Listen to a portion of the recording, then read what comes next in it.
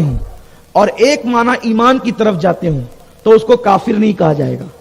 اتنے محتاط امام احمد رضا.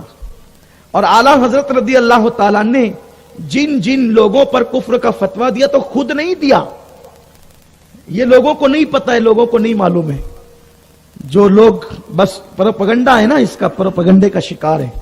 اعلیٰ حضرت نے جو گستاخیاں حضور کی شان میں کی گئی تھی, ان گستاخیوں کو عربی میں اس کا ترجمہ کیا اور عربی میں کر کے اس کو مدینہ منورہ مکہ المکرمہ بھیجا اور ان مفتیوں سے کہا کہ جو ایسا عقیدہ رکھے اس کے بارے میں آپ لوگ کیا کہتے ہیں.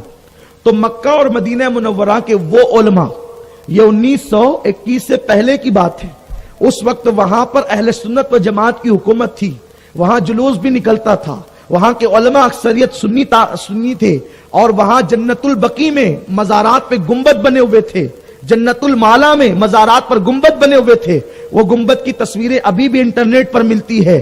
حضرت امیر حمزہ کے مزار پہ گنبد بنا ہوا تھا. یہ سب 1924 سے پہلے کی باتیں, گنبد وغیرہ. یہ بعد میں ان لوگوں نے توڑا ہے, شہید کیا اس کو, یہ کہہ کر کہ معاذ اللہ جو ہے وہ مزارات پہ گنبد بنانا جائز نہیں, اور یہ اور وہ, یہ سعودی نے سب بعد میں کیا ہے. لیکن اس وقت تک اس طریقے کے غلط نظریات نہیں تھے. میرے آقا علیہ الصلوۃ و تسلیم کے پیارے دیوانوں, تو اعلیٰ حضرت نے سوال کیا. ان علماء نے کہا کہ جن لوگوں نے رسول پاک کی شان میں ایسی توہین اور بے ادبی کی وہ لوگ کافر ہیں, اور ان کے کفر میں جو شک کرے وہ بھی کافر ہے عقیدہ معلوم ہونے کے بعد. تو تب امام احمد رضا نے ان لوگوں پہ کفر کا فتویٰ دیا, اور وہ بھی 4 لوگ تھے وہ جنہوں نے توہین کی تھی. اعلیٰ حضرت رضی اللہ تعالیٰ نے یہ نہیں کہا کہ ہر بندہ کافر ہے, معاذ اللہ, اس طرح نہیں, بلکہ جو ایسا عقیدہ رکھتا ہے گستاخی کا وہ کافر ہے, یا عقیدہ معلوم ہونے کے بعد اس کی تصدیق کرتا ہے کہ یہ صحیح ہے وہ کافر ہے. ہم ہر ایک کو کافر نہیں کہتے, ہمارے ہاں بڑا احتیاط ہے. امام اہل سنت نے احتیاط سکھایا, ہمارے بزرگوں نے احتیاط سکھایا کہ کسی کے قول میں 99 جو ہے وہ معنی پہلو کفر کے نکلتے ہو, ایک ایمان کا تو ہم ایمان کا حکم دیتے ہیں. ایسے کفر کے فتوے ٹھوکنا اہل سنت کا کام نہیں, اس لیے کہ اسلام غالب ہونے کے لیے آیا, اسلام مغلوب ہونے کے لیے نہیں آیا. لوگ سنیوں کے بارے میں غلط پروپیگنڈا کرتے ہیں کہ یہ ان کو کافر کہتے ہیں. ہم ہر ایک کو کافر نہیں کہتے, ہم صرف گستاخ رسول کو کافر کہتے ہیں. جو لوگ گستاخیاں کرتے ہیں ان کو کافر کہتے ہیں, لیکن لوگ اہل سنت کو بدنام کرتے ہیں. ہم چیلنج کرتے ہیں کہ بتاؤ کس نے گستاخی نہیں کی اور ہم نے اس کو زبردستی کافر کہا. آپ مجھے بتائیں, اگر قادیانی کو کافر کہتے ہیں تو کیا برا کرتے ہیں؟ وہ اللہ کو گالی دیتا ہے. قادیانی یہ کہتا ہے کہ اللہ میرے ساتھ ایسا سلوک کرتا ہے جیسے میاں بیوی کے ساتھ سلوک کرتا ہے. اب بتائیں, اس کو کافر نہ کہیں, اس کی قبر پہ پھول چڑھائیں, قوم کو آگاہ نہ کریں؟ لوگ کہتے ہیں نہیں جی کافر مت کہو. تو اب کیا کہیں؟ اللہ کو بھی گالی دے رہے, اب کیا کہیں؟ اس لیے کافر ان کو کہتے ہیں تاکہ عوام ان سے بچیں, ان کا اصل چہرہ بے نقاب ہو. تو لوگوں یوں ہی یہ سب چیز نہیں, ہمیں پاگل کتے نے نہیں کاٹا. لوگ کہتے ہیں دیکھو یہ لوگ قبروں پہ جا کے سجدہ کرتے ہیں. اعلیٰ حضرت نے کتاب لکھی الزبدۃ الزکیہ, اس میں اعلیٰ حضرت نے لکھا غیر اللہ کو سجدہ کرنا جائز نہیں. اگر کوئی تعظیمی سجدہ کرے تو حرام ہے, اور عبادت کی نیت سے کرے تو کفر ہے. ہمارے یہاں مزار کے لیے سجدے کی اجازت نہیں ہے, کتاب اٹھائیے.